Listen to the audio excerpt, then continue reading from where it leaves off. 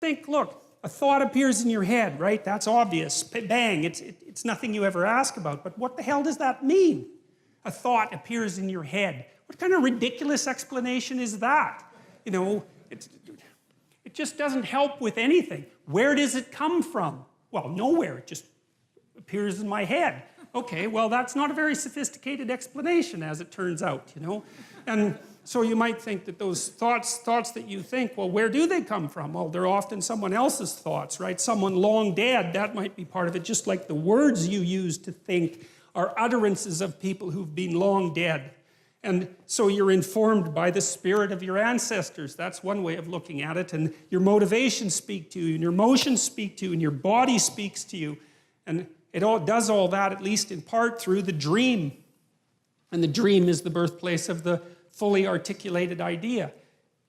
They don't just come from nowhere fully fledged, right? They have a developmental origin, and God only knows how lengthy that origin is. Even to say something like, I am conscious, you know, that's taken... Chimpanzees don't say that. You know, it's been 7 million years since we broke from chimpanzees, something like that from the common ancestor. You know, they have no articulated knowledge at all. They have very little self-representation in some sense, and very little self-consciousness. And that's not the case with us at all. And we had to painstakingly figure all of this out during that, you know, 7 million year voyage.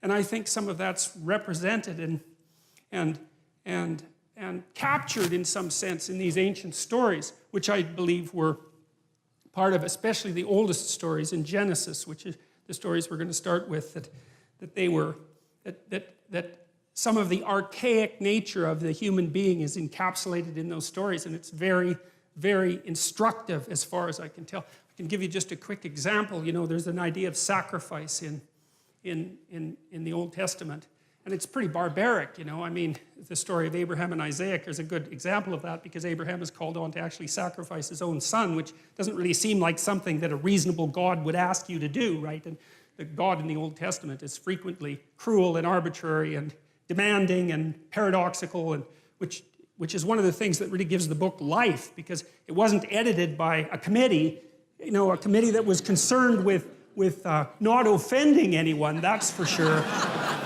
So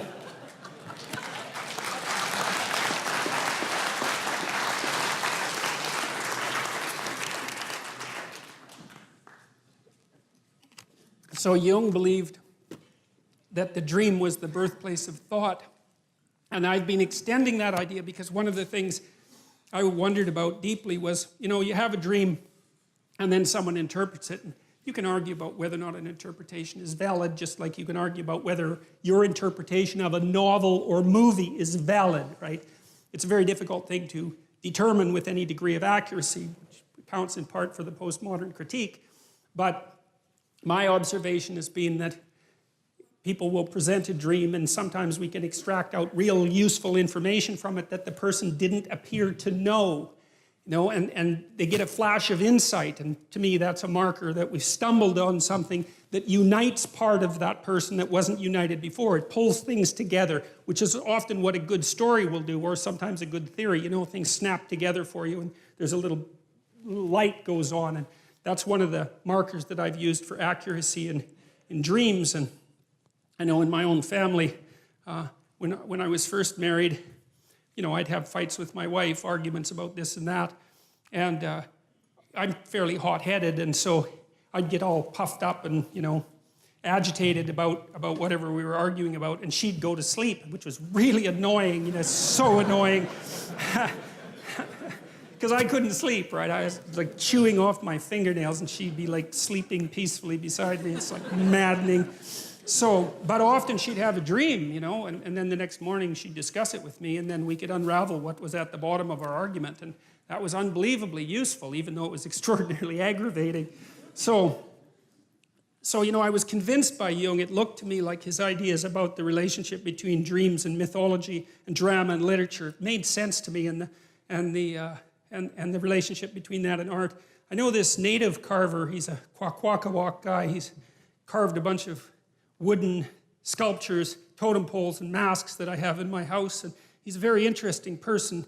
not literate, not particularly literate, and really still steeped in this ancient 13,000-year-old tradition. He's an original language speaker, and the fact that he isn't literate has sort of left him with the mind of someone who's pre-literate, and pre-literate people aren't stupid, they're just not literate, so their brains are organized differently in many ways. And I've asked him about his intuition for his carvings, and he's told me that he dreams, like you've seen the Haida masks, you know what they look like. Well, his people are closely related to the Haida, so it's the same kind of style.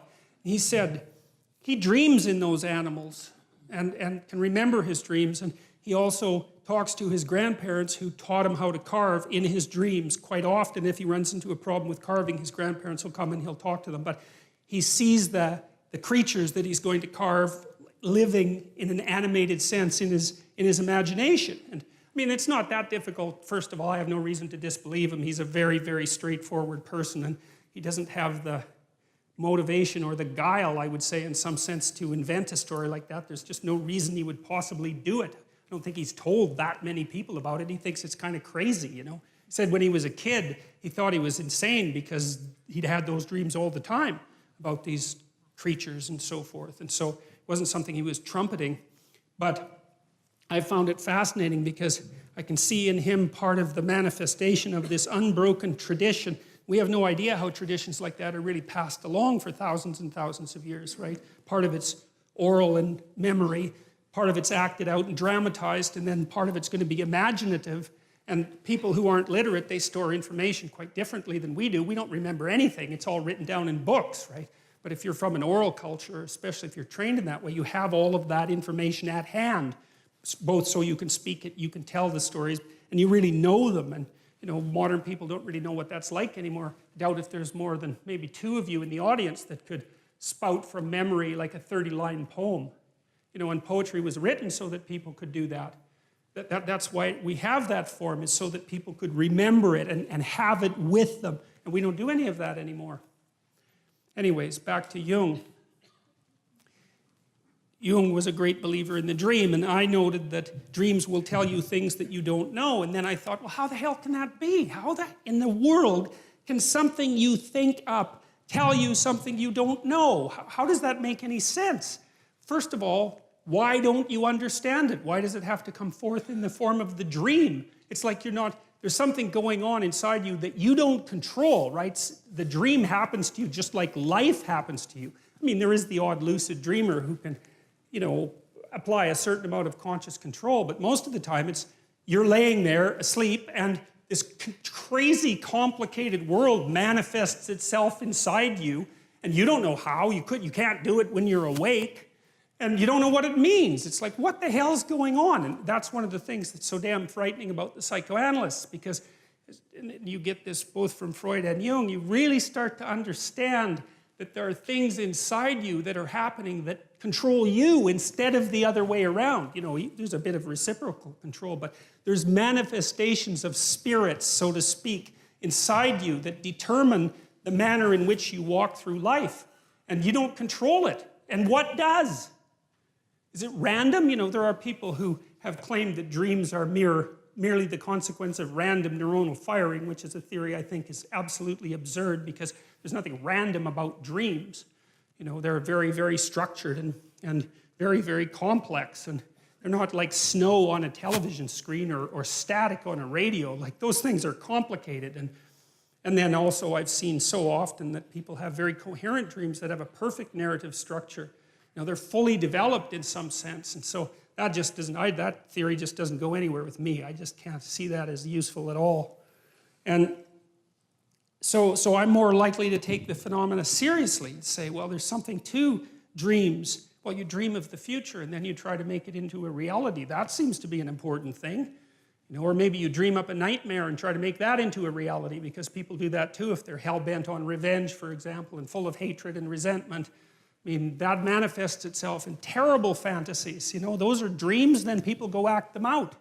These things are powerful, you know, and whole nations can get caught up in collective dreams. That's what happened to the Nazis. That's what happened to Nazi Germany in the 1930s. It was an absolutely remarkable, amazing, horrific, destructive spectacle. And the same thing happened in the Soviet Union. The same thing happened in China. It's like We have to take these things seriously, you know, and try to understand what's going on.